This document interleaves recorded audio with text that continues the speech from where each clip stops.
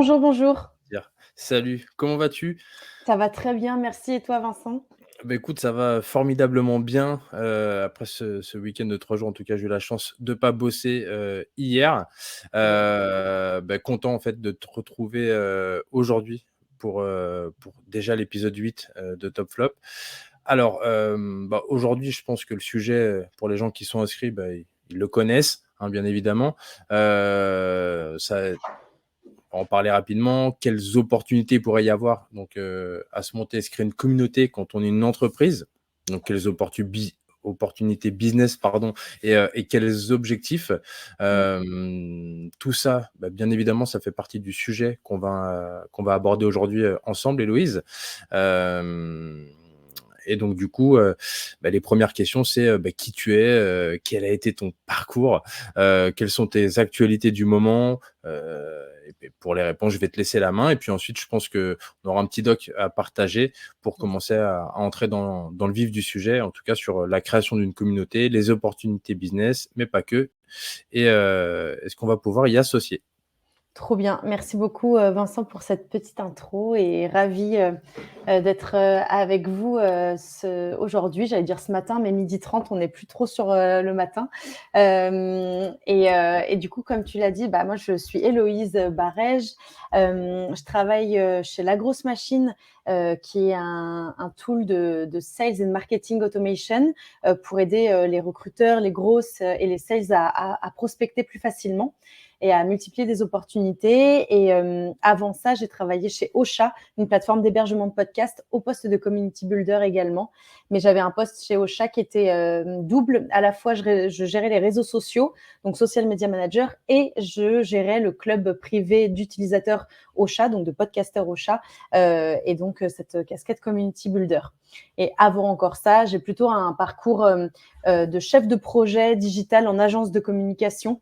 Et c'est intéressant de voir aussi que quand on est community builder, on vient de tous horizons et de divers anciennes expériences, parce qu'il n'y a pas un chemin tout tracé pour devenir community builder. Beaucoup viennent des réseaux sociaux, du marketing plus globalement, ou de la communication. Donc voilà. Et d'ailleurs, ça m'intéresse de savoir si là, parmi les personnes qui sont là, est-ce que c'est des community builders en devenir ou qui sont déjà installés? Enfin, c'est un peu quoi votre niveau d'avancement par rapport à la création de communauté? Ça m'intéresserait aussi de savoir, pour voir aussi si je peux un peu adapter ma présentation, que je vais d'ailleurs vous partager dès maintenant. Est-ce que tu veux rajouter un truc, Vincent, avant que je partage mon écran? Non, alors écoute, tout est assez clair. Ocha, ça représentait, quoi comme communauté? Enfin, juste On pour était, avoir une idée, ouais, versus, bien aujourd'hui sûr. et ton poste actuel. Yes, bien sûr. Donc, on avait, quand je suis partie, après avoir travaillé là-bas 3 ans, on était sur 3000 utilisateurs qui faisaient partie du club Ocha. Donc, on avait, sachant que on était à peu près 4000 users Ocha, et 3000, allez, 2007 faisaient partie de la commu. Donc, et c'était une communauté dédiée à la rétention. On en parlera par rapport aux objectifs business justement, mais c'était une communauté d'utilisateurs fermée pour pour répondre à un objectif de rétention et de fidélisation. Alors là, j'ai déjà un élément de réponse à ta question. Donc on a Kathleen, qui de son côté est chargée de communication en alternance dans une start-up et Ouais. elle gère donc toute la partie, des réseaux sociaux, mais pas uniquement. Mmh. Donc ça fait aussi partie donc start-up peut-être SaaS, je sais pas, à voir avec Kathleen si elle nous donne un petit peu plus, d'éléments de réponse. Voilà, mais en tout cas, donc à savoir donc sur, Ocha en plus c'est assez spécifique parce que ça reste un ils sont quasiment monoproduits, non? Ouais, enfin, c'est-à-dire monoproduit, Plateforme, c'est de l'hébergement de podcast, et mmh. leur promesse, elle est sur le marketing du podcast, donc comment aider les podcasteurs à, au-delà de le diffuser, le promouvoir. Mais c'est intéressant ce que Kathleen dit, parce qu'on va en parler, c'est une transition toute trouvée sur cette approche qui est souvent à cheval entre l'audience et la communauté, c'est-à-dire travailler une audience, notamment sur les réseaux sociaux, et travailler une communauté dans un espace tiers. Donc, c'est hyper intéressant, et il y a beaucoup de sens, en effet, à souvent partir des réseaux sociaux pour aller vers la communauté. Euh, Est-ce que vous voyez bien mon écran? Alors oui, on le voit super bien, et donc du coup, juste pour, affiner, Kathleen fait de la mise en relation dans la construction, Ok, ça marche.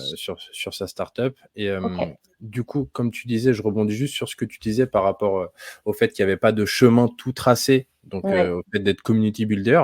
Mm. Est-ce que, vaut mieux être une personne, assez extravertie parce que bah, on va devoir parler à beaucoup de monde et donc finalement essayer de diffuser, cette envie de rejoindre, une communauté. Alors, Clairement, oui, il y a des appétences à avoir et peut-être aussi une aisance et je dirais aussi une curiosité de l'autre, de tisser du lien, ouais, une curiosité assez générale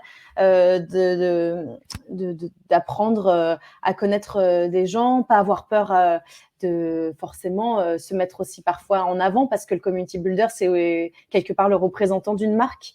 Il a une casquette un peu d'ambassadeur à certains niveaux. Donc, il y a aussi cet effort de représentation qu'il faut avoir en tête quand on veut se lancer dans le community building.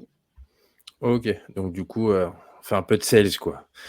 Il y a Enfin, du en tout sales, cas il y a une sur, partie c'est un peu sales selon voilà. aussi les objectifs. En tout cas, l'empathie, ça, c'est que ce soit avec une démarche un peu commerciale ou juste une démarche de rétention ou juste de récolte de feedback, etc.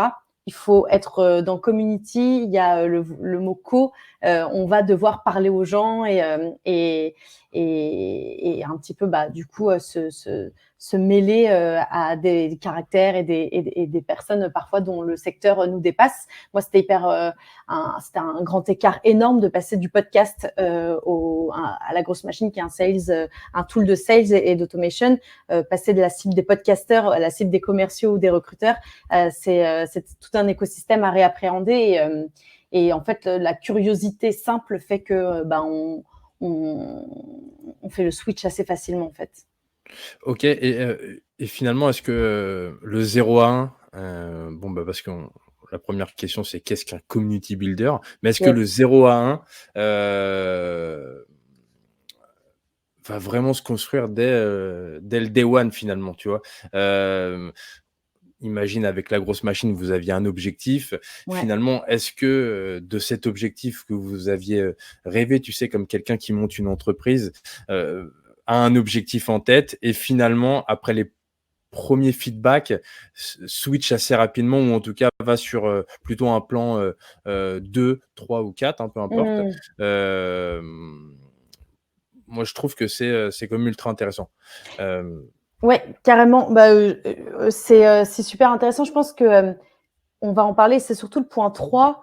Quand on a une vision sur, le community led growth et l'envie d'aller, chercher tel ou tel objectif avec de la communauté, il faut aussi se laisser le temps de le tester. Ça se fait pas du jour au lendemain et il y a un temps, bah, plus ou moins long à laisser passer, pour justement tester des choses et voir si, finalement le pari qu'on a fait, était le bon pari. Mais il faut avoir en tête que déjà dès le début, on peut asseoir 1 ou 2 ou 3 objectifs.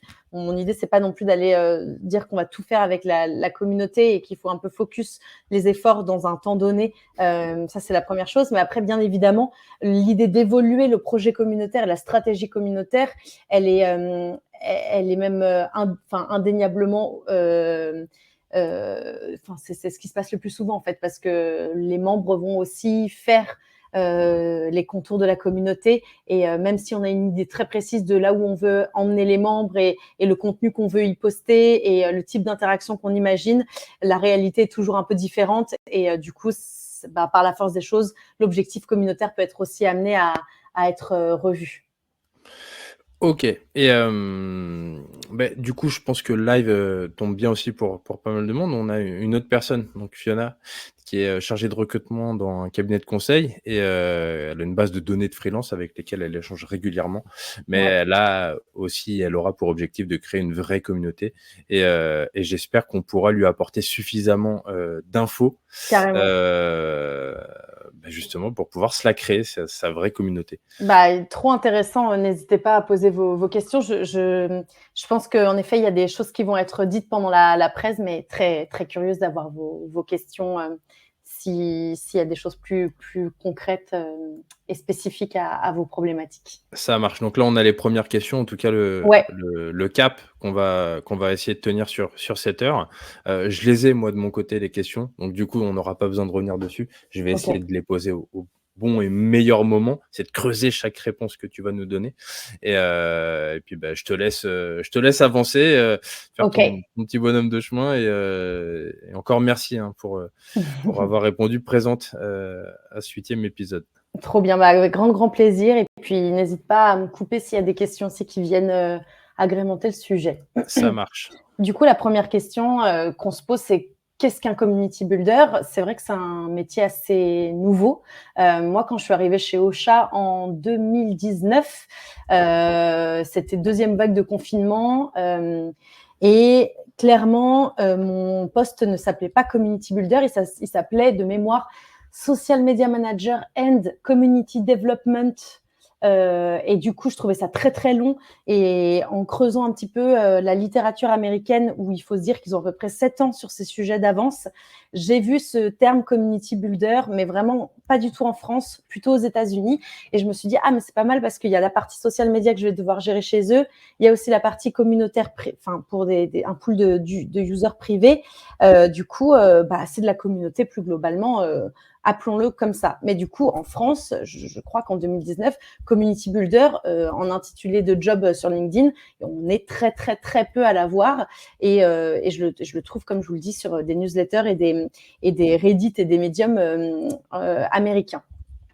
Et du coup, encore aujourd'hui, quand je dis que je suis community builder, bah, il y a un peu une question qui revient souvent, c'est bah, qu'est-ce que ça veut dire et surtout, c'est quoi la différence entre un community manager et un community builder. Du coup, il faut avoir en tête que le community builder va travailler une communauté. Le community manager, donc, ou social media manager, va plutôt s'adresser à une audience. Et ça, bon, je l'ai rajouté parce que ça peut aussi parfois poser question, mais pour moi, c'est quand même plus évident. L'account manager, donc le chargé de clientèle, va tout simplement travailler directement une clientèle avec une démarche beaucoup plus sales et beaucoup plus directe. Exactement et quand on dit bien clientèle, c'est vraiment, client du parc client, donc les clients, Exactement, un des boîtes portefeuille. un portefeuille de clients, exactement et finalement, je rebondis juste sur les 7 ans d'écart qu'on a avec les US. Bon, bah, là, en l'occurrence, c'est, toujours la même histoire, j'ai l'impression. Ça se répète, pour chaque sujet et on est Quel que un soit le peu en sujet. retard. Moi, j'ai l'impression qu'en France, on est toujours assez réservé, finalement, sur le questionnement, qui permet de s'améliorer. Si j'ai bien compris ce que tu viens de nous présenter, le fait de s'adresser à un community builder, c'est ce qui peut aussi te permettre, d'avoir, un point de contact, finalement un point de contact et qui va permettre de diffuser, à tout le monde les réponses qui peuvent être pertinentes par rapport aux questions qui ont été posées, non? Alors ouais, ça peut être intéressant, surtout sur une démarche très produit, d'avoir un community builder qui vient être l'interlocuteur pour avoir donner des réponses sur des questions de produits, même si la fonction support aujourd'hui, qui est plutôt gérée par des customer success managers, ça aurait pu être un quatrième, tu vois. Et là, du coup, ça aurait été non pas communauté, ni audience, ni clientèle, mais user. D'accord. Eh bien, il y a aujourd'hui des CSM qui ont aussi cette casquette community builder. Nous, chez La Grosse Machine, et c'était aussi le cas chez Ocha, pour le coup, c'est des teams différentes. Et je pourrais vous pitcher un peu la stratégie de la communauté La Grosse Machine, mais on avait volontairement dissocié la partie product et support de la partie communautaire que je vais vous présenter, mais totalement. Il y a plein de structures où le Customer Success Manager, il peut avoir une fonction de Community Builder. Et d'ailleurs, c'est le cas de Monday, par exemple, qui a un forum, une communauté, mais en fait de users. Et pour le coup, pardon, c'est une communauté de support. Et c'est vraiment ça qu'on va regarder un peu tout à l'heure dans les objectifs. On peut faire le choix, en effet, d'être l'interlocuteur qui va apporter toutes les réponses à des users en étant community builder, même si on est plutôt sur une typologie de communauté.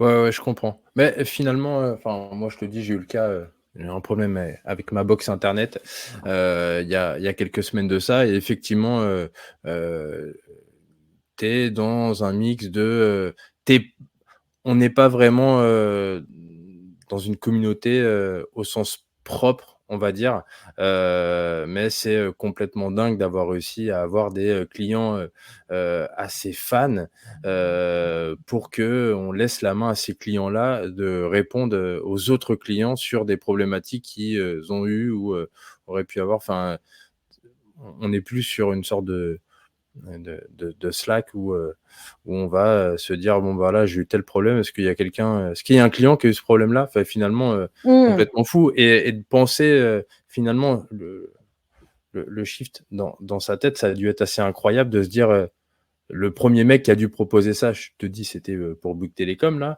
en l'occurrence, mais le 1 mec qui a dû proposer ça ou nana qui ont dû proposer ça, c'est mettre ça sur la table: «Écoute, on va ouvrir, une sorte de forum avec tous nos clients, contents, pas contents, on s'en fout, mais ceux, qui vont poser des questions et on va laisser la main à d'autres clients pour apporter des réponses et finalement on va avoir quelqu'un de chez nous, support». Heu, Qui va un incroyable. peu cadrer. Bah ouais, c'est incroyable. Mais même, tu vois, quand on parle, du format réunion Tupperware, c'est un truc de alors là, Mais ça rapproche. voilà, c'est moins sur de la modération et du question-réponse, mais c'est plutôt sur de la vente directe. En fait, à partir du moment où tu as une armée de fans, tu peux aller leur faire vendre pour toi, tu peux aller leur faire modérer, tes questions. Toi, l'exemple que tu prends de Bouygues Télécom, c'est celui que Blablacar utilise. Toutes les questions posées, c'est la communauté qui y répond. Mais tu as d'autres modèles. Et c'est justement ça la puissance de la communauté, c'est sûr. Ah ouais, je comprends, ouais. Bah, Mm. là, bah, pour reprendre Tupperware, hein, comme tu disais, c'est vrai que Tupperware, c'est, tu fais confiance à des users de Tupperware pour aller chez, d'autres, Oui, cercles et cetera, de c'est des contacts. prescripteurs qui vont Voilà, aller des vendre pour toi dans les fameuses réunions Tupperware. exactement et la puissance du truc, c'est, chaque prescripteur, lui, va avoir une utilisation, spécifique ou pour une chose spécifique qu'il va pouvoir adapter à, entre guillemets, alors pas sa communauté, hein, bien sûr, hein, mais, à son, réseau proche ou un C'est peu ça. moins proche et cetera et je trouve ça assez incroyable finalement où, effectivement, là, on parle de community builder et on peut se dire: «Bon, bah, c'est quelque chose qu'on peut adapter vraiment, alors peut-être pas tout business, hein, mais à, on va dire une très grande partie, on est au moins sur du 80 de business, C'est sur clair. parce que, je réfléchis un peu, à voix haute, les avis clients finalement. Est-ce que, les avis clients, ce serait, pas de se construire une communauté, mais qui va donner, un seul avis, qu'aura pas forcément, d'interaction en live, mais je le dis parce que moi, j'ai le cas où les gens se disent: «Bon, tu as pas une référence client, heu, tu pas une référence client pour moi?» et cetera et puis, bah, moi, clairement, je leur dis: «Bah, écoute, moi, il y a des avis clients, c'est des gens qui m'ont donné des avis, bah, écoute, tu vas les voir et puis, tu leur poses la question et bah, s'ils ont le temps, ils vont te répondre et puis, s'ils ont pas le temps, bah, tant pis, mais tu poses au moins les questions, tu vois? C'est aussi une sorte de communau communauté, alors pas dormante, hein, mais qui a à un moment donné en one shot, mis un avis sur toi et finalement qui, si le profil est ouvert, si, ils montent leur tête et si, ils le font, c'est qu'ils sont OK avec le fait de pouvoir potentiellement se faire, heu, accoster, on va dire, par certains des prospects. Ouais, totalement. C'est un vivier de referrals, c'est des prescripteurs qui ramènent de la réassurance, qui garantissent, de la légitimité. Bah, je pourrais en parler, mais moi, quand, j'ai lancé, le Playground, qui est le nom de la communauté La Grosse Machine, justement, venant du podcast, j'avais tout ce souci de légitimité et ça pouvait pas être Playground by LGM, poussé par Héloïse, dont on n'a pas entendu parler, sauf sur des problématiques podcast. Et j'ai eu besoin justement d'avoir un pool de membres hyper, un noyau dur hyper fédéré et enfin ouais, de fédérer un noyau dur légitime sur ces sujets de marketing et de sales, Ouais, euh, parce que sinon ça n'avait pas de sens. Donc totalement, la partie prescripteur et référent, elle est hyper importante. OK. Ouais, je me dis du coup, je pense que sur la partie objectif, ça va être beaucoup plus clair et si ça te va, je peux avancer Let's sur la go. partie audience versus communauté. Pour le coup, je vais passer pas trop de temps dessus parce que je pense qu'on l'a un peu en tête, mais c'est bien de le reposer. Parfois, il y a des choses qu'on pressent et on l'a en tête sans vraiment savoir poser des mots dessus. Donc, j'ai fait un peu cet effort de remettre à plat quelle est la différence entre une audience et une communauté. Faut avoir en tête que dans une communauté, les membres vont vraiment créer la valeur, ça va venir du bas et ça va remonter, c'est eux qui seront à l'initiative des échanges, alors que dans une audience, la consommation, elle est beaucoup plus passive et elle vient du haut vers le bas. Donc, c'est vraiment le deuxième point, c'est la communauté qui crée, alors que l'audience, elle reçoit. On est vraiment dans ce mouvement inverse. Du coup, on comprend aussi que dans une communauté, on peut très vite identifier des personnes qui créent un maximum de valeur et qui créent des sujets hyper intéressants qui font avancer le schmilblick pour les responsabiliser, leur donner de l'ownership et pourquoi pas leur donner des responsabilités sur des contenus, sur de l'innovation de produits. Et c'est là où du coup on peut vraiment comprendre aussi la différence entre communauté et audience parce que on comprend bien que c'est pas sur des commentaires LinkedIn ou sur des posts Instagram avec des commentaires qu'on va identifier en fait, les échanges sont tellement passifs, superficiels, que c'est pas des ambassadeurs qu'on va aller choper sur Instagram ou dans un commentaire LinkedIn. Alors que quand on est dans un espace tiers beaucoup plus fermé et qu'on a vu que des personnes s'engageaient et étaient surtout capables de créer de la valeur hyper intéressante et de la valeur vraiment ajoutée, ça va être beaucoup plus simple de les identifier et de pouvoir les responsabiliser. Aussi, la force de la communauté, elle va aussi résider sur les liens tissés entre les membres dans cet espace commun, alors que quand on est sur LinkedIn, il y a peu de connexions, pas ou peu de connexions qui se font en commentaire. On peut se faire un pote dans un commentaire LinkedIn, mais ça reste superficiel, comme je le disais, alors que dans une sphère un peu plus privée, le lien va être beaucoup plus poussé, les échanges vont être beaucoup plus poussés et le lien, plus le lien est fort, plus cette sensation d'appartenance, elle est forte. Et du coup, on peut parler de communauté et moins d'audience. Et du coup, le dernier point, c'est vraiment ça, c'est ce lien dont je viens de parler, qui est hyper essentiel. Il va permettre aussi de dynamiser le groupe et de se dire qu'on est même parfois plus seul face à un challenge, face à un objectif, face à une problématique, qu'elle soit pro ou perso.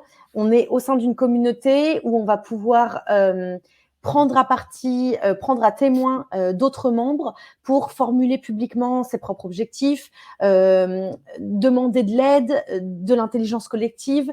Tu vois, il y a typiquement des incubateurs qui le font très bien, d'entrepreneurs qui, au sein d'une communauté, vont dire « Ok les gars, toutes les semaines, chacun énonce un objectif qu'il aimerait atteindre la semaine d'après et on est tous témoins des objectifs du coup des uns et des autres et ça te crée un sentiment déjà d'appartenance à un même groupe et d'avoir dit devant tout le monde voilà, moi la semaine prochaine j'aimerais avoir atteint tel objectif, avoir fait ça, avoir débloqué telle problématique. La semaine d'après quand tu viens, il y a vraiment ce sentiment d'entraide, d'avancer ensemble et d'écoute active, etc. Alors que quand on est sur une audience, on ne va pas être dans une intention collective. Tu vois ce que je veux dire? Exactement. Ouais, ben en fait, là, tout de suite, ce qui me vient en tête en termes d'exemple, et en termes d'image, ça va être, une audience, on suit, le cours d'eau, chacun dans son kayak, Oui, on hein, est et très puis on y individuel, va. voilà.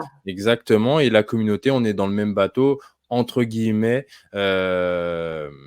pour s'entraider et le Exactement. faire avancer.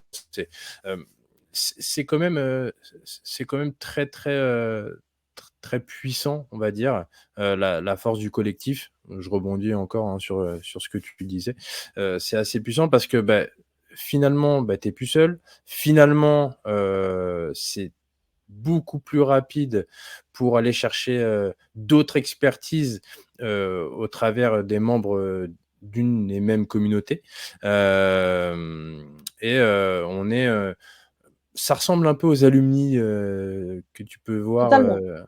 heu, les écoles ou d'anciennes grosse entreprise où tu te retrouves où on avait galéré ensemble sur cette période-là et finalement on est content de se retrouver, bon avec des vies complètement différentes, mais je trouve que ça ressemble beaucoup aux alumni d'école. Ouais, ouais, Euh, bah, d'ailleurs, c'est très bien sur une des prochaines slides, il y a le cas des alumni et c'est vraiment ce que tu disais, on est soit les uns à côté des autres en randonnion, mais sur, son propre canal et on suit le flow, le courant ou alors on est tous ensemble dans le même bateau, quoi. C'est vraiment ça et forcément, on comprend bien que pour se parler d'une barque à une autre, si on n'est pas dans la même barque, il va falloir crier, s'entendre, pas trop s'entendre et mais bref, ça va nous saouler, on va arrêter l'échange. Si on est mais l'un à côté de l'autre dans le même kayak, forcément, la conversation va aller beaucoup plus loin. tu sais à quoi ça me fait penser aussi? Ça me fait penser à,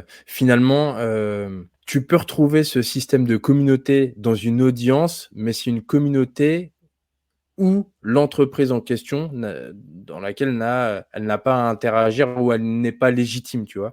Genre limite, les gens de la boîte qui voudraient rentrer dans une communauté, de users de cette même entreprise, si ce n'est pas eux qui l'ont créée, ils ne seraient pas du tout, «objectifs» entre guillemets sur, et puis tu as rien à foutre là, quoi. Ça dépend du lieu Concrètement aussi, je pense, tu vois? L'enceinte même va faire beaucoup et quand on parle d'audience, on parle, très vite de réseaux sociaux et le fait même que c'est un algorithme qui veut le max de visibilité, qui, du coup, est vraiment un canal fait pour promouvoir des choses, intrinsèquement va un peu à l'encontre de cette envie de tisser du lien intimiste. Tu vois ce que je veux dire? Le ouais, ouais, lieu ouais, même fait que ça va être plus compliqué que si tu es dans un espace un peu plus réduit. exactement.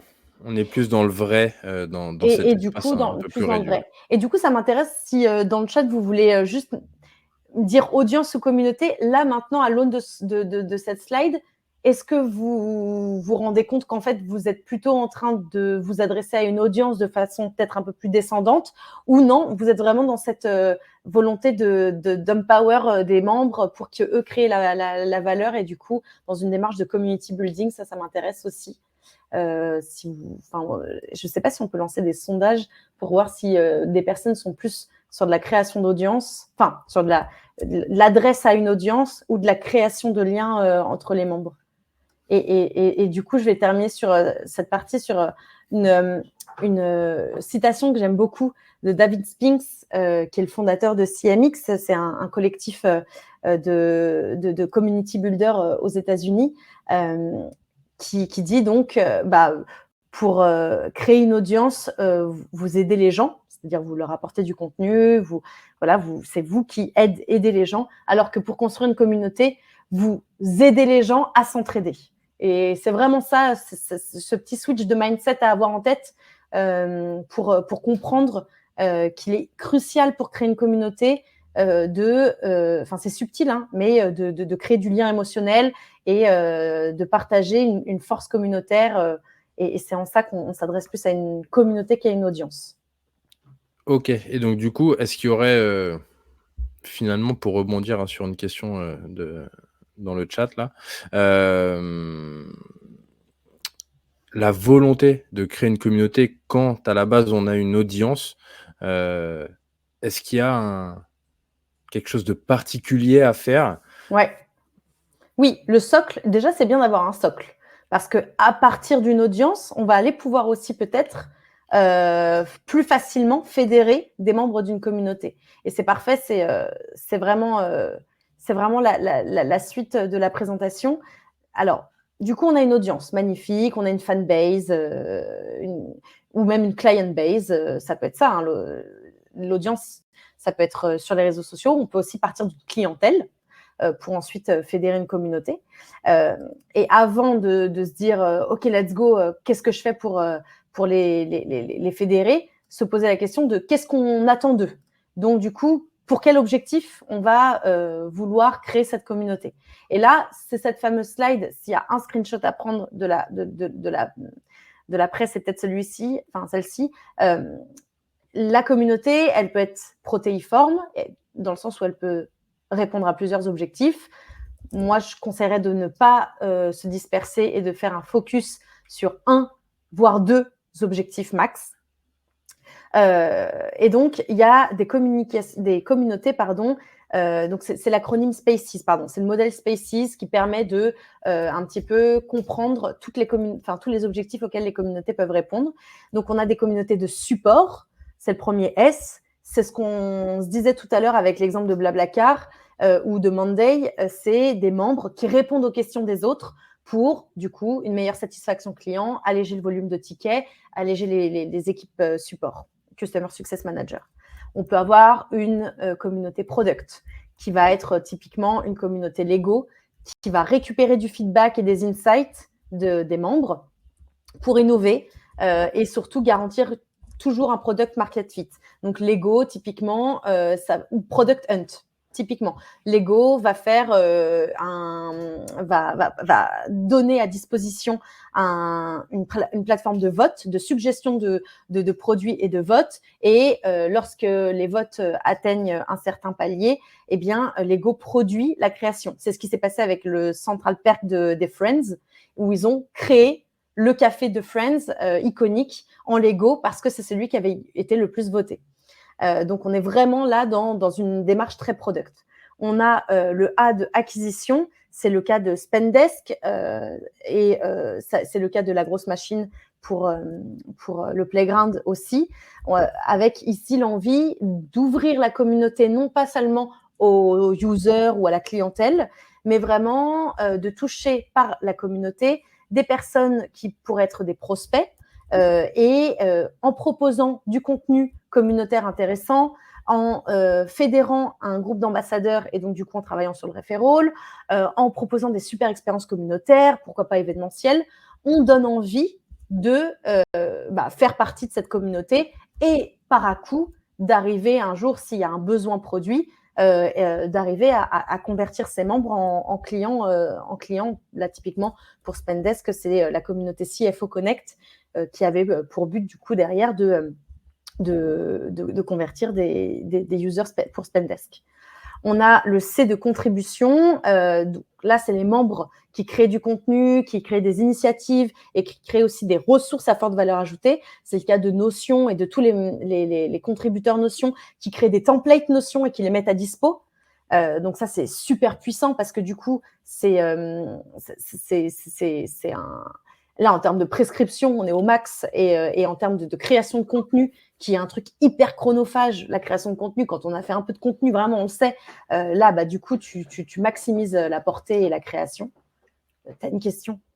Non, je me disais, c'est vrai que sur Notion, c'est quand même vachement bien. Je pense que Canva a repris ça aussi. Ouais, Le totalement. fait de reprendre les designs qui ont déjà été créés Et par puis, d'autres. les membres hackent eux-mêmes le produit. C'est-à-dire, je suis sûre qu'il y a des templates Notion ou des templates Canva où les fondateurs, ou en tout cas les employés Notion, n'auraient pas forcément pensé, tu vois.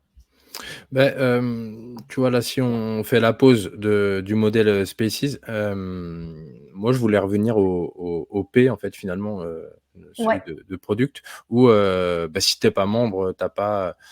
C'est pas qu'on vient pas te consulter, mais il y a un moment peut-être que beaucoup de personnes doivent se dire ouais, c'est une super idée, parce que c'est vrai que dans une masse, on va se dire bon, bah, on va retrouver des éléments de réponse pour le plus grand nombre. Ça me fait, moi, le P, ça me fait toujours penser tu sais, quand tu entends des sondages et qu'on t'a jamais consulté, et puis d'ailleurs, tu en parles, tu vas boire un verre avec des potes, et puis tu en parles autour de toi, et puis personne n'a été consulté. Et puis Mmh. personne n'a jamais été consulté finalement par un des sondages dont on te parle dans les médias. Et ça me fait un peu penser à ça où genre les membres les gens ont voté, alors que finalement, tu jamais consulté. C'est un peu ouf. Mais en tout cas, ouais, sur les autres là, sur ce qui est fait, c'est quand même pas mal. Et puis c'est vrai que le C, c'est assez puissant. Ouais. Et puis à la fin de la présentation de ce modèle, j'aurais une question pour toi. Ouais. Alors personnel ou pas, hein, j'espère que d'autres membres du live auront peut-être eu cette question en tête, mais je te la poserai après. Je te laisse OK. continuer. Ça marche. Du coup, le E de engagement, là, ici, l'idée, c'est d'améliorer la rétention grâce à une communauté d'intérêt commun. Typiquement, c'était l'exemple de Ocha. Donc, tu vois, aujourd'hui, chez La Grosse Machine, je suis sur le A en priorité et chez Ocha, j'étais sur le E. Parce que là, une communauté d'intérêt commun, par exemple le podcast, ou là, dans l'exemple de Nike, la course à pied avec le club de running. Et on parlait tout à l'heure des alumni. Ici, ça peut être des clients, ça peut être des salariés, ça peut être des alumni, donc des anciens étudiants. Ici, on va vraiment créer une communauté d'intérêt commun et c'est par l'engagement sur cette problématique ou sur cette thématique que la communauté va se construire. Et le dernier, c'est le S de Success, où là, l'idée, c'est que des membres et même des top membres montent en compétences, atteignent leur objectif grâce à l'intelligence collective, mais après, derrière, permettent l'adoption produit et l'upsell vers d'autres. Et ça, c'est l'exemple de Webflow. Ils l'ont fait vraiment trop bien.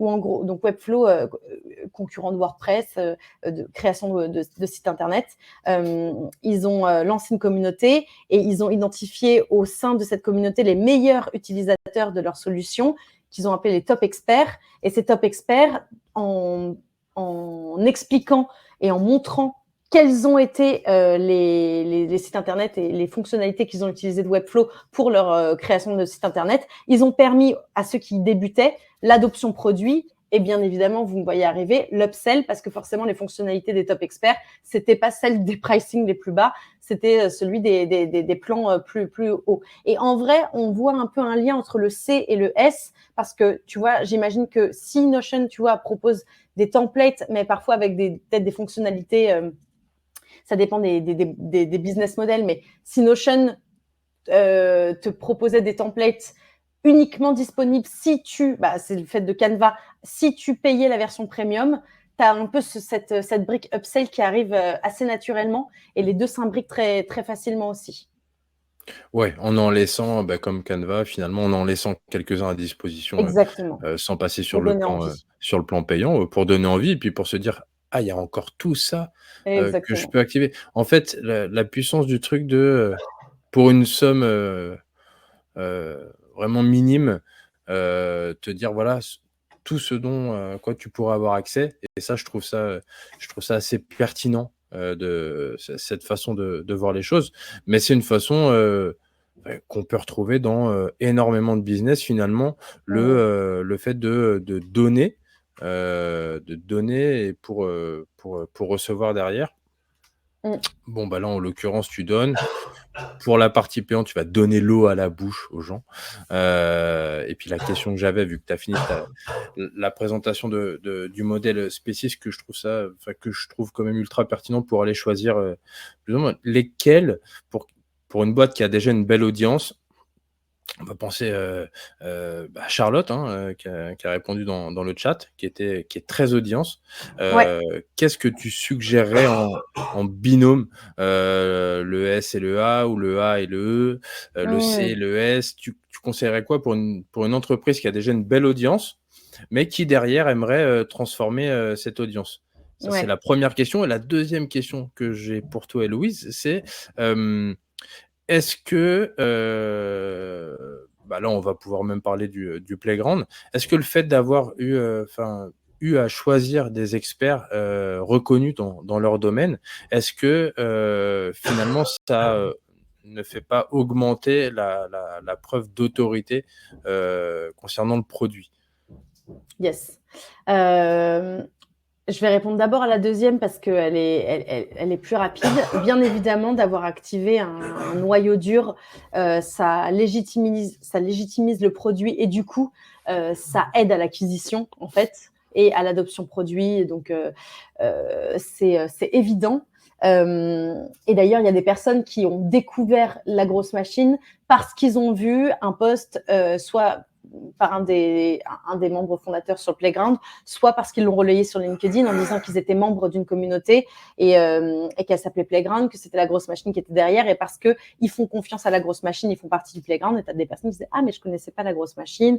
Donc, on peut aussi… La communauté peut être une fenêtre par laquelle on peut rentrer si on ne veut pas rentrer par la porte pour faire de l'acquisition.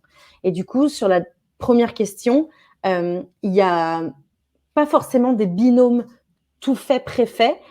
Mais assez spontanément, c'est vrai que je pense que le C et le S peuvent très bien fonctionner ensemble, mais ils peuvent fonctionner avec d'autres Tu vois, typiquement le S de support, il peut totalement marcher avec tous, j'ai envie de dire. C'est vraiment si tu as envie de mettre de la force humaine sur et d'ouvrir aussi cette visibilité à la gestion de tickets.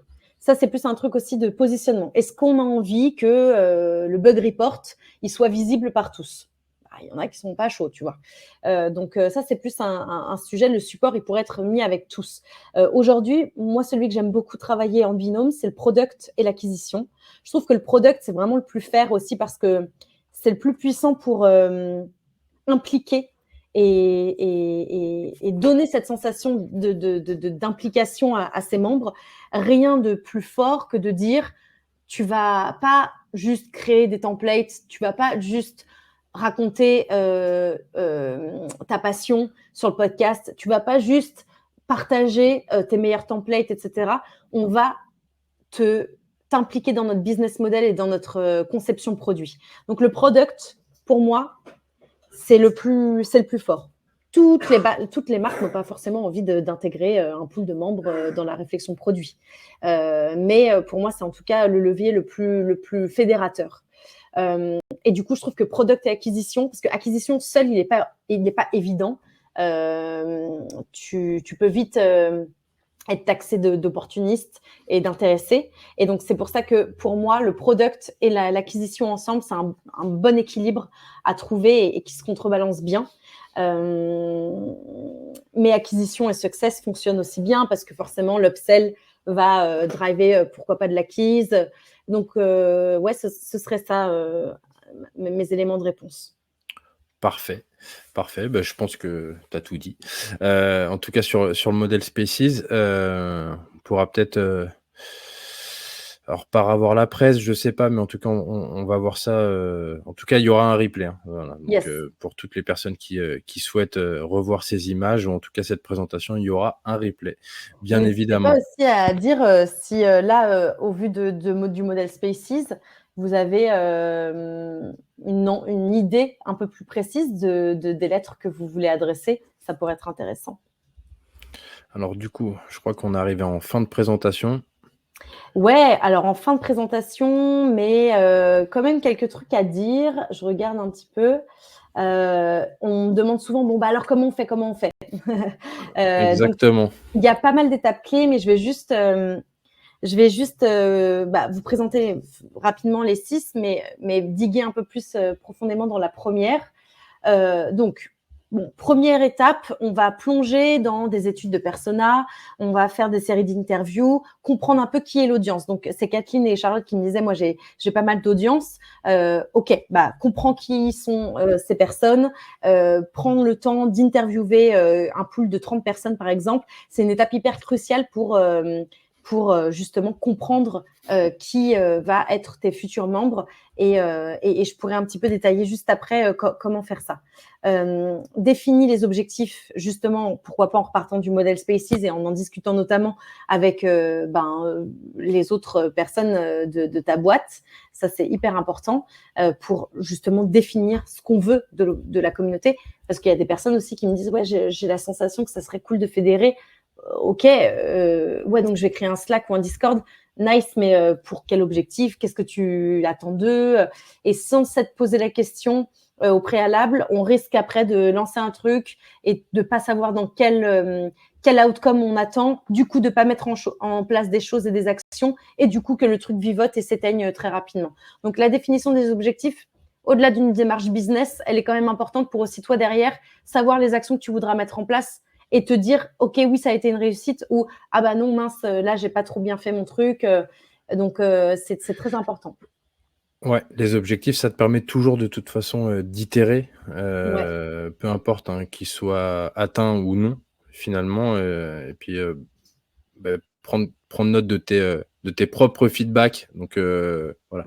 Mm. Hem, je trouve qu'aujourd'hui, que ce soit pour ça, hein, pour d'autres choses, les objectifs, c'est ultra important. Comprendre la Totalement. cible, tu vois, quand tu disais, comprendre la cible, je pense que de s'ouvrir à enfin d'ouvrir en tout cas parce que tu ouvres un peu ton entreprise, hein, on va dire, hein, tu ouvres ton entreprise quand tu fais, quand tu intègres des membres, alors au-delà du fait que ce soit, ultra culotté, je En trouve tout cas, tu donnes du pouvoir. c'est ça et en fait, tu donnes aussi potentiellement le bâton pour te faire battre, parce Totalement. que bon, bah, forcément, faut que tu sois vraiment, solide sur tes appuis pour recevoir, des feedbacks autres que des bons feedbacks, finalement et si tu pars, d'une démarche, alors on va même pas dire honnête, mais, dans une démarche où tu as envie de faire progresser ton produit ou ton service, finalement, est-ce que ce serait pas d'éviter de se mentir et d'être auto-centré sur, sa propre, réflexion de: «C'est bien, c'est pas bien» ou, bah, «Le produit il est bien parce que, bah, tous les mois on a des, nouveaux utilisateurs» et finalement, c'est, de se dire: «Bon, bah, voilà, on crée une communauté aussi pour éviter de rester sur ses acquis et pour Ouais, toujours faire, faire progresser, avancer. voilà, Mmh. faire avancer, l'entreprise. Totalement, totalement.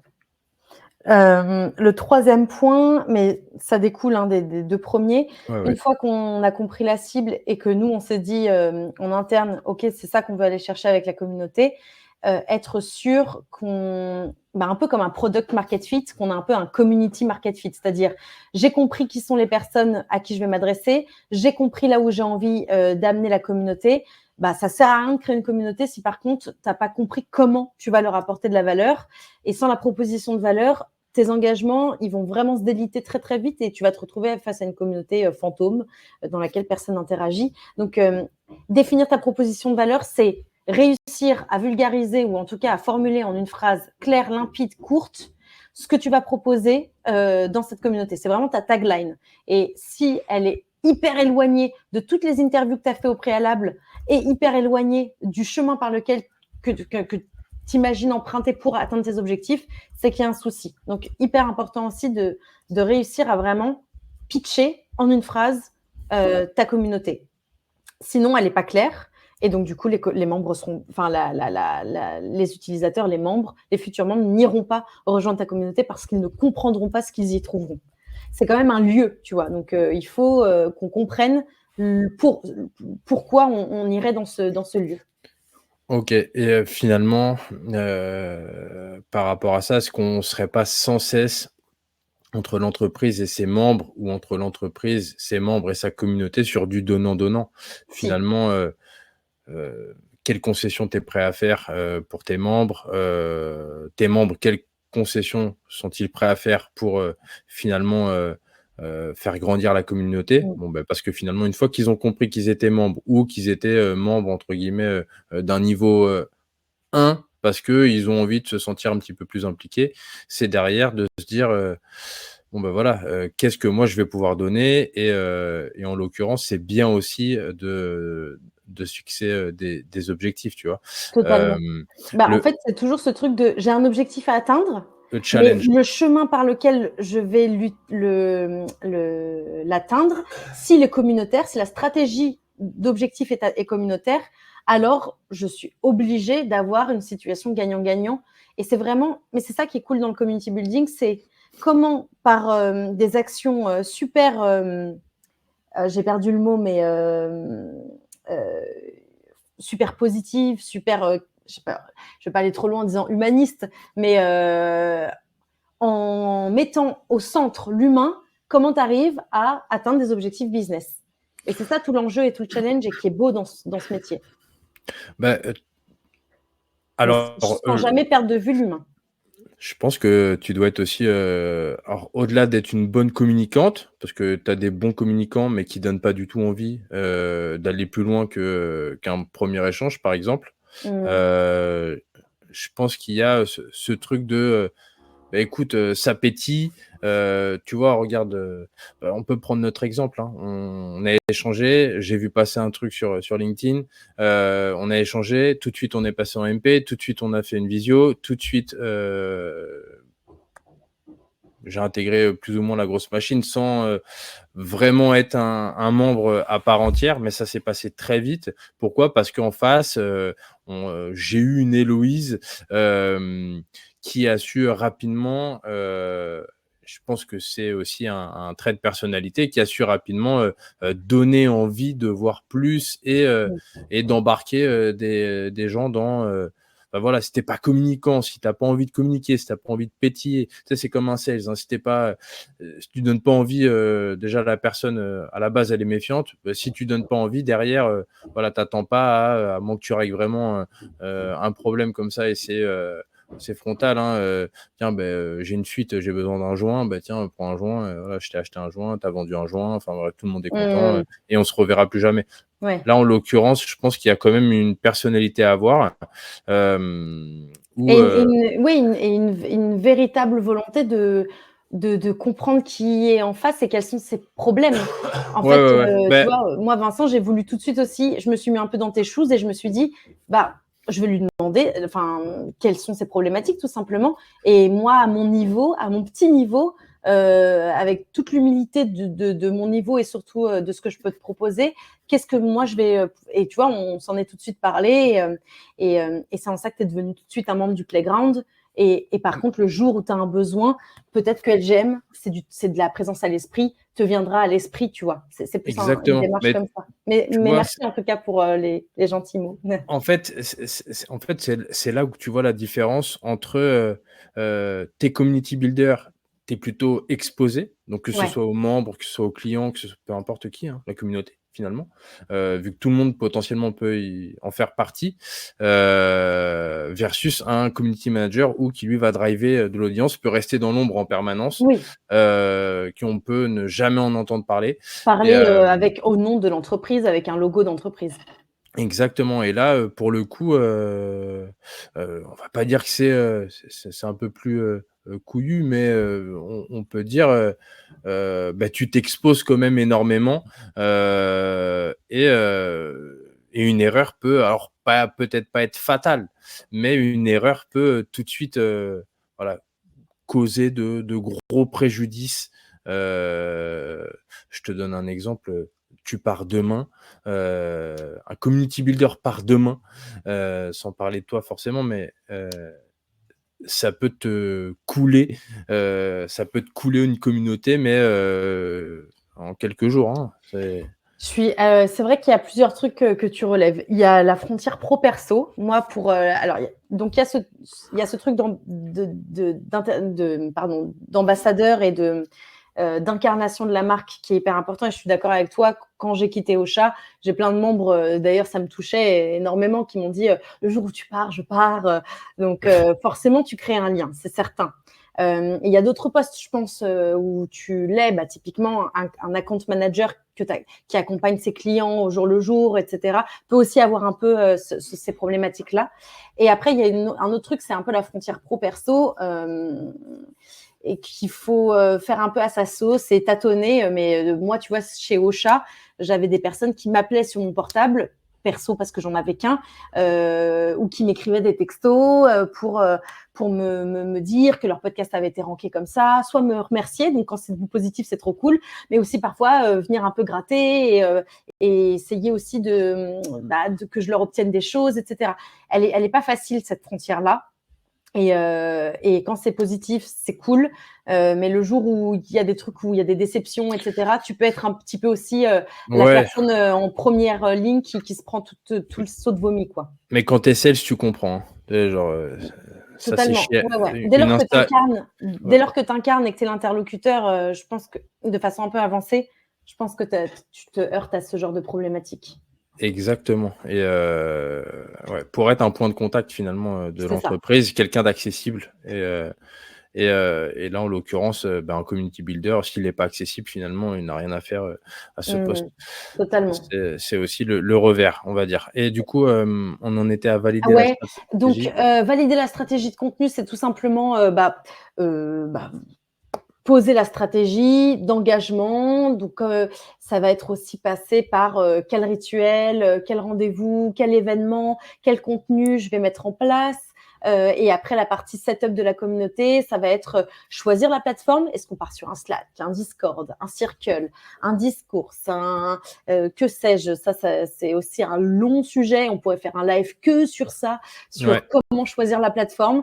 Et c'est souvent la première question qu'on me dit. Moi, je veux créer une communauté. Tu me conseilles d'aller sur quoi? Non, mais en fait, tu as plein d'étapes avant.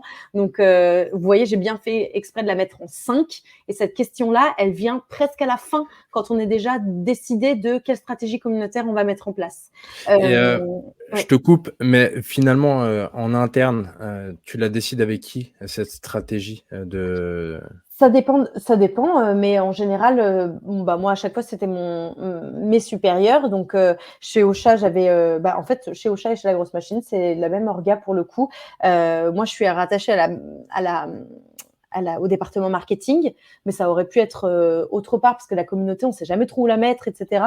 Donc là, en tout cas, chez Ocha et La Grosse Machine, je suis rattachée au marketing, donc je l'ai validé avec ma N+1, directrice marketing, et le CEO.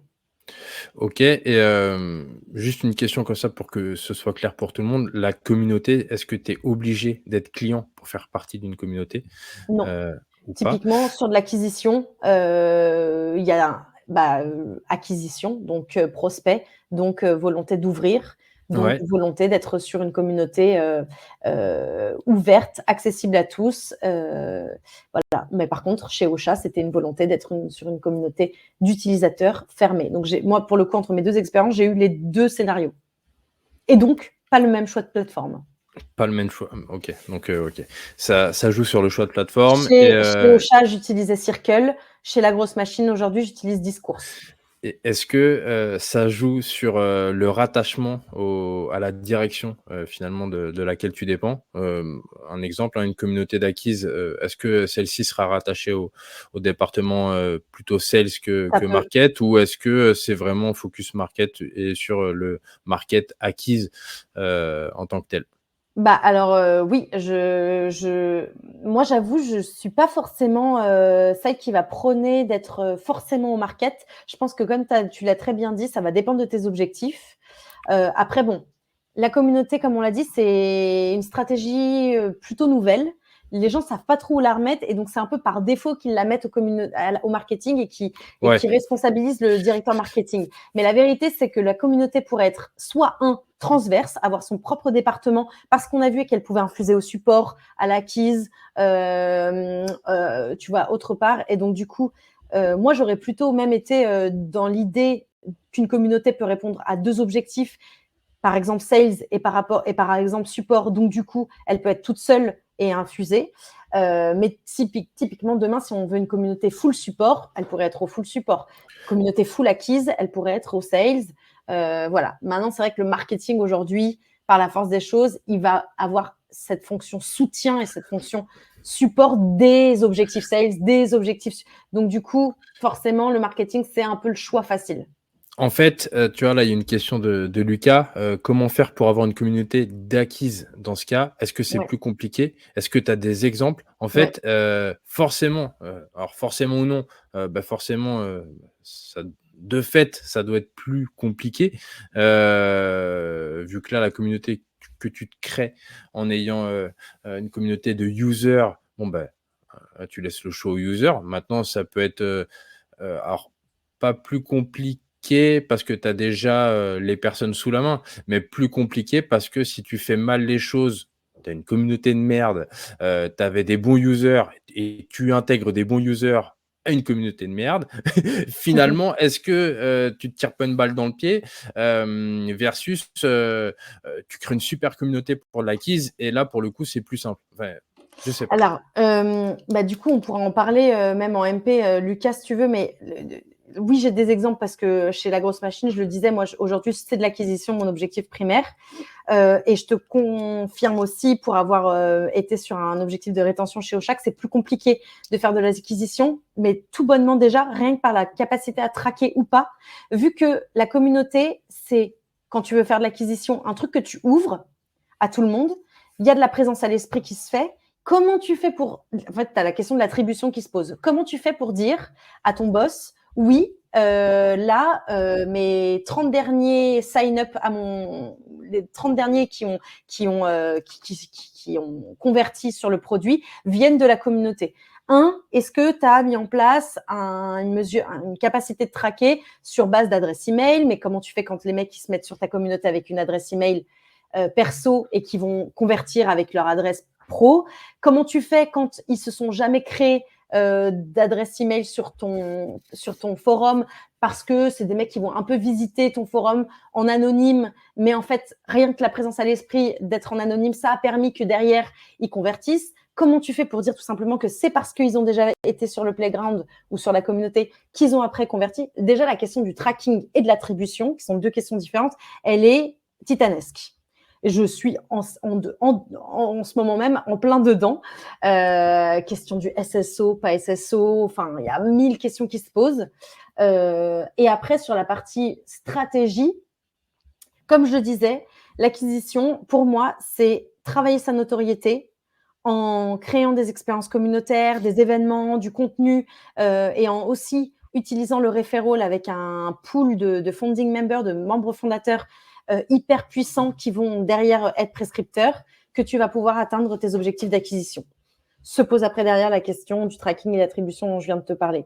Mais c'est large et on peut en parler. Et je ne sais pas si on a un peu dépassé le temps, mais j'avais T'inquiète, ça va pas couper. Voilà, même si ça dépasse, voilà, ça coupe pas. Surtout que Lucas a rebondi. Il te remercie pour la réponse. Aussi, est-il important de faire valoir son image de marque dans la stratégie, dans le cas d'une communauté d'acquisition? Alors, c'est une bonne question. Tu vois, moi, je me suis posé la question de si c'était Playground tout court et LGM, la grosse machine, on le cachait un peu, ou si c'est Playground by LGM. Typiquement, je parlais tout à l'heure de Spendesk qui font aussi de l'acquisition par leur communauté. Eux, c'est CFO Connect en tout petit by Spendesk. Je pense que ça dépend de ta marque et ça dépend aussi de l'écosystème. Si tu as le monopole de ton business ou si tu es avec plein de… En fait, ça dépend de plein de choses, mais c'est une question à se poser de est-ce que c'est cool? Est-ce qu'il y a plus… Je pense qu'il y a toujours du pour et du contre à mettre en avant la marque. Il y en a que ça va freiner. Je suis sûre qu'il y a plein de gens qui vont à Playground by LGM, ils sont chez la concurrence ou ils sont pas à fond sur LGM pour X ou Y raison. Du coup, ils vont même pas voir la commu et bon, bah voilà. Mais je pense que pour le coup, l'image de la grosse machine est aussi est pertinente et pour le coup, on a une notoriété qui est cool, on a une légitimité dans l'écosystème. Donc, on avait plus de points positifs à mettre by LGM en petit qu'à ne pas le mettre du tout. Mais c'est une vraie question qu'on s'est posée. Il n'y a pas de réponse toute faite. Eh ben, parfait.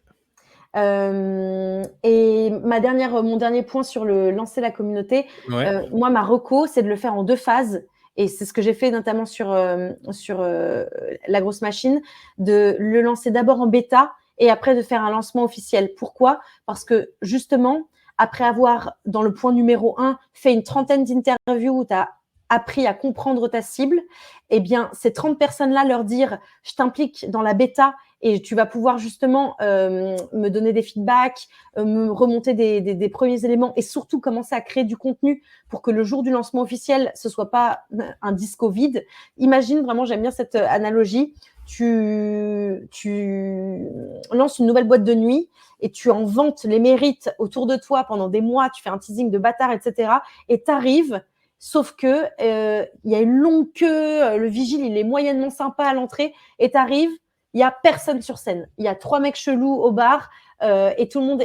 ça, c'est l'enfer, en fait. Le community builder seul sur la piste qui danse solo, c'est la hantise de tous les community builders. Donc, en fait, de faire une bêta, ça permet justement aussi, d'impliquer toutes les personnes qui se sont impliquées déjà dès la première étape et de commencer à créer un premier historique pour que le jour du lancement officiel, et j'aime bien dire 1 mois plus tard, il y ait un certain historique, une émulation. Tu as 30 personnes qui sont déjà là à se créer du lien, etc. Et puis même entre eux, les 30 personnes, elles ont échangé de l'intelligence collective, du partage d'objectifs, de l'entraide et tout. Donc, c'est hyper puissant. Ouais, en fait, c'est au lieu de faire un simple build and run, tu vas faire un pré-build et finalement, tu vas déjà commencer à faire marcher les gens. Et puis, ça te permet de tester aussi ta fameuse proposition de valeur. Et d'ailleurs, cette bêta, pardon, je te coupe Vincent, mais tu peux l'ouvrir à tes 30 interviewés, mais tu peux aussi faire une landing page, faire un peu de teasing en disant « La communauté se lance dans 1 mois. Pour tous ceux qui veulent faire partie de cette bêta, parce que tu n'as pas peut-être identifié tout le monde pendant ta première phase, n'hésitez pas. Et en fait, c'est aussi un premier learning de dire, OK, j'ai fait une landing page qui tease un peu sur ce que c'est. J'ai juste mis un champ email et en une journée, j'ai 100 personnes qui sont intéressées pour en savoir plus. C'est déjà aussi un bon moyen Un bon indicateur, ouais. un indicateur pour tester l'attraction, quoi. Eh ben, génial. Et du coup, je sais pas si on va s'arrêter là ou pas, mais il y a plein de façons de faire pour justement cette première étape qui est d'aller chercher les bonnes personnes. Une fois qu'on a cherché les bonnes personnes, d'aller les démarcher et fédérer ces fameux founding members. J'avais plein de choses à vous montrer, mais je pense que ça va être un peu chaud. Du coup, on s'en parle dans un autre live ou je sais pas. On pourra s'en parler dans un autre live, effectivement. En fait, je trouve que en fait, finalement, on peut même pas dire petit sujet, en fait, mais d'un sujet comme ça, on pourrait vraiment en parler des heures parce que c'est quand même ultra intéressant. Je pense que le sujet aujourd'hui intéresse énormément de personnes. Bien faire les choses, parce que c'est pas comme, je pense pas que ce soit comme un produit que tu lances ou en tout cas, si, peut-être même beaucoup de similitudes avec un produit que tu lances et finalement, vaut mieux pas se vautrer, pour pas abîmer l'image qui a déjà été construite. Je pense aussi, pareil, tu prends peut-être un peu plus de risques quand tu es déjà une boîte connue et reconnue Ouais. où tu as déjà un certain background. Et ouais, là, en l'occurrence, quand on voit ce qui a été fait sur le playground, je trouve ça hyper bien pensé. Il y a même eu un côté ludique, un côté jeu, donc qu'on Ouais, retrouve, je pense, complètement.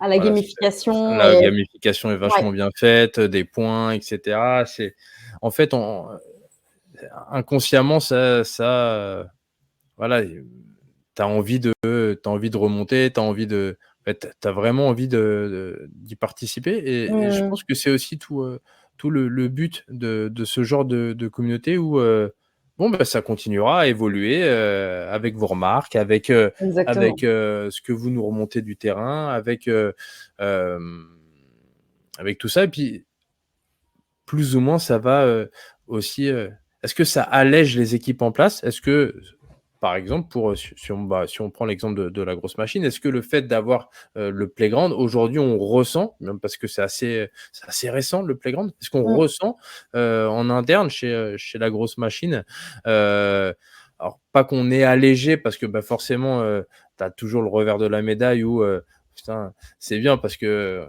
on a moins de choses, à penser. Par contre, on a toute cette nouvelle vague de pensées, qui arrive où, on n'y avait même pas pensé finalement, ça arrive comme ça. alors je dirais qu'il y a pas eu, d'allègement sur l'équipe support, par exemple, parce qu'on a décidé de ne pas faire un focus sur la partie support. Donc, typiquement, quand quelqu'un débarque sur le playground et dit, «Ah, il y a ça qui marche pas» ou, «J'arrive pas à faire activer ça, est-ce que vous pouvez m'aider?» C'est quelque chose justement que je redirige pour l'équipe support parce que voilà. Mais demain, si ça avait été, et si c'est le cas, c'est un objectif support, ça pourrait alléger, comme je disais, c'est le premier S de Spaces, ça pourrait alléger l'équipe support. En revanche, là où ça a amené du soutien et du coup, un cercle hyper vertueux, je dirais que c'est sur la partie referral et sur la partie aussi notoriété. Et je terminerai aussi sur cette slide. C'était un peu vous montrer comment faire pour créer un noyau de founding members qui va permettre le lancement de la communauté. Eh bien, hop, je vous montre. Tac. Voilà, ça, c'est un jour. C'est, je crois, oui, le jour du lancement sur LinkedIn. C'est les relais de mes founding members. Et j'ai encore dû faire une sélection et ça a été le cas sur toute la semaine. Forcément, le premier jour, il y a eu beaucoup d'engouement, mais les jours 2, 3, il y a eu aussi énormément d'engouement. Et en fait, ça, typiquement, sans le playground, on n'aurait pas eu ça. On n'aurait pas eu autant de prescripteurs qualitatifs. Hein. Ça, c'est des personnes en plus qui sont des créateurs de contenu, donc qui ont forcément une certaine aura, légitimité, influence sur leur réseau. Là, notamment, on est sur LinkedIn. Et c'était des personnes que j'avais donc à la première étape, le comprendre sa cible, onboarder, créer des interviews avec eux, impliquer dans ma bêta, et après derrière, engager et impliquer aussi dans mon lancement pour qu'ils me donnent un coup de main pour que je sois justement pas seule sur ce fameux disco. Donc, je dirais qu'aujourd'hui, parce que ce Playground, il a été lancé début février, mi-février dernier, aujourd'hui à M+3, le referral et la notoriété, avec aussi cette légitimité dans le secteur, elle a été énormément boostée par le Playground. Et aujourd'hui, on prend le taureau par les cornes et on vient justement s'objectiver sur de l'acquisition pure et dure. Alors, ce que je vous disais, on est à fond là sur ces problématiques de tracking et d'attribution. Il est encore un peu tôt pour dire que le Playground amène X% de notre acquisition tous les mois, mais on est en tout cas là-dessus et c'est vraiment l'objectif que j'ai. Mais aujourd'hui, mes objectifs que je tiens à côté en parallèle, ça va être l'engagement pour qu'il n'y ait pas de perte d'engagement au jour le jour sur la communauté et aussi la fédération de mes ambassadeurs. On n'en a pas parlé non plus, mais on en a un peu parlé. Mais justement, la création du referral par un groupe d'ambassadeurs, elle est hyper importante. Et j'ai un peu ce monitoring à faire de toujours être au plus proche de mes 8-10 ambassadeurs officiels et que je peux accompagner, mais aussi de qui j'attends des engagements plus importants que d'autres membres, etc. Ouais, il y a un vrai travail et puis finalement, c'est C'est la de l'influence créativité. aussi parfois, Ben, tu vois? On est c'est un peu à ça. cheval sur Enfin, du partenariat. c'est à cheval sur ça et c'est aussi la créativité enfin, je pense que c'est la créativité du community builder qui fait que ça avance. Il y a un peu de sang neuf qui est injecté dans la machine et franchement c'est super parce que je pense aujourd'hui pareil pour les experts, on en avait parlé en off. Aujourd'hui, toujours plus simple de trouver des poules d'experts, toujours plus simple. Et puis même ces experts-là sont plus forcément en entreprise, donc forcément Mmh. un peu plus libres d'intégrer des communautés, libres de prendre le temps qu'ils souhaitent aussi pour aller donner sans forcément attendre en retour. Et, euh, et indirectement, bah, tu vas donner et oui, à un moment donné, tu vas commencer à ressentir les retombées. Mais en soi, c'est vrai que C'est du temps dans long quand même, ouais, il faut ouais, l'avoir en ouais, tête. mais c'est ça. Mais tu vois, dans un premier temps, mais c'est cool, tu vois? Et je pense que même pour beaucoup de créateurs, des gens qui bossent tout seuls, plus ou moins seuls, ce qui est bien, c'est que ça te permet aussi de créer du lien, même de changer un quotidien, tu vois? Sans Totalement. forcément, être rémunéré pour ça et puis ça permet aussi de te dire, «Bon, bah, voilà, j'ai envie de faire des choses pour aider, d'autres personnes et qui, potentiellement, bon, bah, moi j'y crois et on va aider, des gens, tous ensemble et voilà, c'est, Totalement. au enfin, il y a un moment donné, il faut pas que chaque action que tu fasses, soit, dans un but Court-termiste, ouais, dans un opportuniste. but de finance de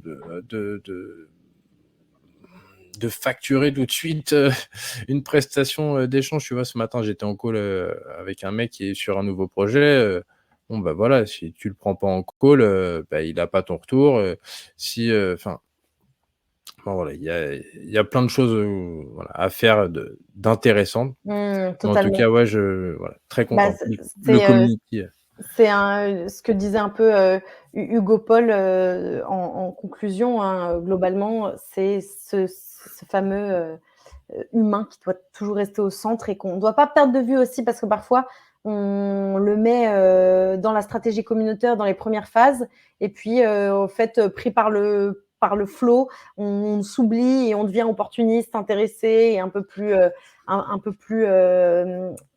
court-termiste.